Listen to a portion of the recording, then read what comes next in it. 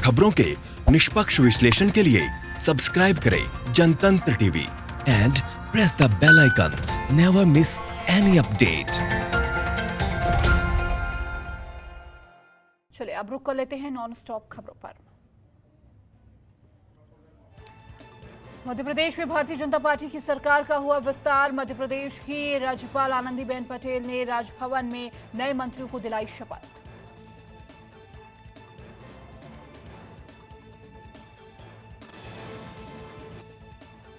राजभवन में राष्ट्रगान के साथ ही शपथ ग्रहण की हुई औपचारिक शुरुआत। हरसूद विधानसभा से 7 बार विधायक रहे विजय शाह ने ली शपथ।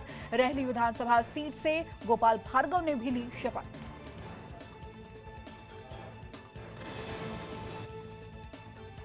वहीं मल्हारगढ़ से विधायक जगदीश देवड़ा ने भी शपथ ली। वहीं ज्योतिरादित्य सिंधिया के कोटे से पूर्व विधायक बिसाहू लाल सिंह ने भी मंत्री पद की शपथ ली। इसके बाद खुरई से विधायक भूपेंद्र सिंह ने भी शपथ ली। सुमावली सीट से पूर्व विधायक और दिग्विजय सिंह के करीबी इंदल सिंह कसाना ने भी विधायक पद की शपथ ली। पद नहीं मिल पाने छोड़ी थी कांग्रेस की पार्टी। वहीं पन्ना से बीजेपी विधायक ब्रजेश प्रताप सिंह ने भी मंत्री पद की शपथ ली। नरेला सीट से विधायक विश्वास सारंग ने भी मंत्री पद की शपथ ली। कांग्रेस छोड़कर बीजेपी से आई इमरती देवी ने मंत्री पद की शपथ ली। इमरती देवी को ज्योतिरादित्य सिंधिया का बताया जाता है करीबी। इसके बाद एक और सिंधिया समर्थक पूर्व विधायक प्रभुराम चौधरी ने मंत्री पद की शपथ ली। कमलनाथ सरकार ने मंत्री रहे महेंद्र सिंह सिसोदिया ने शिवराज सरकार में मंत्री पद की शपथ ली। महेंद्र सिंह सिसोदिया भी ज्योतिरादित्य सिंधिया के साथ कांग्रेस छोड़कर बीजेपी में हुए थे शामिल। 30 जून को चीन के कोर कमांडर ने भारत के कोर कमांडर से 12 घंटों की बातचीत की। भारत चीन में 72 घंटों तक एक दूसरे पर निगरानी रखने की बनी सहमति। रक्षा मंत्री राजनाथ सिंह शुक्रवार को भारत चीन तनाव के ग्राउंड जीरो पर लेंगे जायजा। साथ ही पूर्वी लद्दाख में चीन से बने तनाव की स्थिति पर सुरक्षा हालातों की करेंगे समीक्षा। तो वहीं गलवान के वीरों से लेके अस्पतालों में करेंगे मुलाकात। केंद्रीय शहरी विकास मंत्रालय की ओर से कांग्रेस महासचिव प्रियंका गांधी वाड्रा को सरकारी बंगले को छोड़ने का मिला नोटिस। प्रियंका को 1 अगस्त तक खाली करना होगा बंगला। कांग्रेस ने इसे खुद पर बताया हमला। कांग्रेस पार्टी ने इस फैसले को बताया बदलने की कार्रवाई। रणदीप सुरजेवाला का कहना कि प्रियंका गांधी वाड्रा लगातार केंद्र सरकार और उत्तर प्रदेश सरकार पर निशाना साध रही हैं और इसी वजह से मोदी सरकार ने बदले में ये फैसला लिया है। पंजाब के मुख्यमंत्री कैप्टन अमरिंदर सिंह ने भी फैसले को वापस लेने की दी चेतावनी। वहीं अब प्रियंका गांधी वाड्रा लखनऊ में हो सकती हैं शिफ्ट। आगे 2022 के उत्तर प्रदेश विधानसभा चुनाव की कर सकती हैं तैयारियां। देश में कोरोना के मामले 6 लाख के पार। स्वास्थ्य मंत्रालय ने गुरुवार को जारी रिपोर्ट में देश में कुल मरीजों की संख्या 6,04,441 जिसमें 17,834 लोगों की हो चुकी है मौत। पिछले 24 घंटे में देश में कोरोना के 19,148 नए मामले आए सामने जिसमें 434 लोगों की मौत हो गई है। 1 जुलाई तक कुल 90,56,173 सैंपल किए गए थे टेस्ट। महाराष्ट्र में कोरोना मरीजों की संख्या 1,80,298 के पार जिसमें से 8,053 लोगों की हो चुकी है मौत। वहीं अब तक 93,000 से अधिक लोग हुए हैं ठीक। एक्टिव केसों की संख्या 79,000 के पार।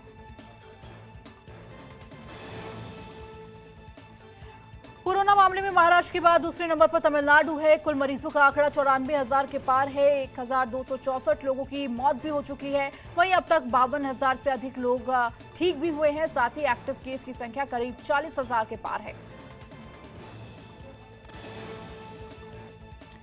वहीं देश की राजधानी में कोरोना संक्रमण की रफ्तार आई कमी। दिल्ली में कुल मरीजों का आंकड़ा करीब 90,000 जिसमें 2,803 लोगों की अब तक मौत हो चुकी है। वहीं अब तक करीब 60,000 लोग ठीक भी हुए हैं जबकि एक्टिव केस की संख्या 27,000 के पार है।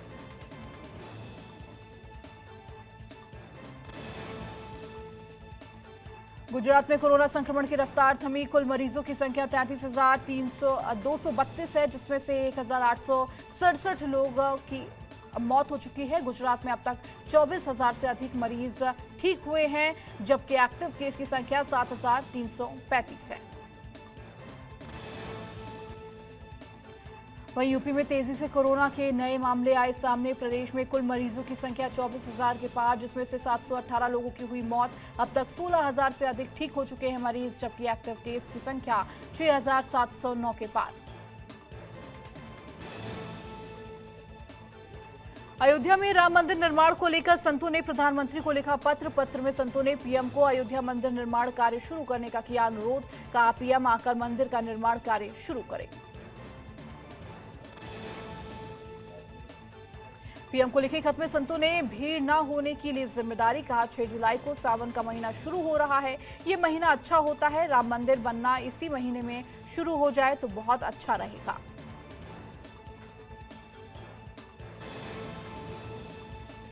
कोरोना संक्रमण को देखते हुए उत्तराखंड और यूपी सरकार ने कांवड़ यात्रा पर प्रतिबंध लगाया। उत्तराखंड, उत्तर प्रदेश और हरियाणा के पुलिस अधिकारियों की बैठक में यह फैसला हुआ। श्रद्धालुओं को सख्ती के साथ रोकने के लिए पुलिस होगी तैनात। वहीं डीएम ने चोरी छिपे पहुंचे कांवड़ियों को क्वारंटीन करने के आदेश दिए हैं। साथ ही कांवड़ियों को ही पूरा खर्चा उठाने के आदेश जारी किए।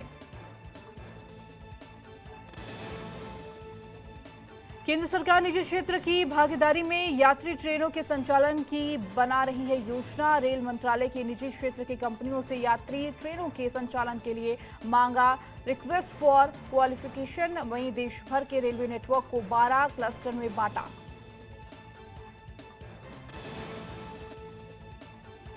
परियोजनाओं में करीब 30,000 करोड़ रुपए का निजी क्षेत्र करेगा निवेश। मॉडर्न टेक्नोलॉजी, रोलिंग स्टॉक को रेलवे नेटवर्क में पेश करने का होगा मकसद। साथ ही यात्रियों को विश्वस्तरीय यात्रा का होगा अनुभव। परियोजना में हर निजी ट्रेन में कम से कम होंगे 16 डिब्बे। अधिकतम 160 किलोमीटर प्रति घंटे की रफ्तार से दौड़ेगी ट्रेन। ट्रेनों का रोलिंग स्टॉक खरीदेंगी निजी कंपनी। मेक इन इंडिया के तहत भारत में बनाई जाएगी अधिकतर ट्रेनें। जीवीके समूह के अध्यक्ष के खिलाफ कथित तौर पर 705 करोड़ रुपए का अनियमितता का आरोप में सीबीआई में मुकदमा दर्ज। मुंबई हवाई अड्डे के रखरखाव में अनियमितता बरते जाने पर हुई कार्रवाई। घोटाले में सीबीआई ने जीवीके अध्यक्ष और मुंबई एयरपोर्ट के अलावा 9 कंपनियों के नाम भी किए शामिल। 59 चीनी ऐप्स को बैन करने के फैसले को केंद्र सरकार की हाई लेवल कमेटी ने माना सही। कमेटी के सभी विभाग के अधिकारियों और प्रतिनिधियों के अलावा सीईआरटी के प्रतिनिधि भी शामिल। तूतीकोरिन कस्टोडियल डेथ केस में सीआईडी ने सब इंस्पेक्टर रघु गणेश को किया गिरफ्तार। इसके अलावा 3 और पुलिस अधिकारियों को किया गिरफ्तार। इसमें सब इंस्पेक्टर बालकृष्णन और कांस्टेबल मथुराज और मुरुगन भी शामिल हैं। आरोपी सब इंस्पेक्टर रघु गणेश की गिरफ्तारी के बाद तूतीकोरिन में लोगों ने मनाया जश्न। स्थानीय लोगों ने की आतिशबाजी। मामले में अब तक 4 पुलिसकर्मी किए जा चुके हैं गिरफ्तार।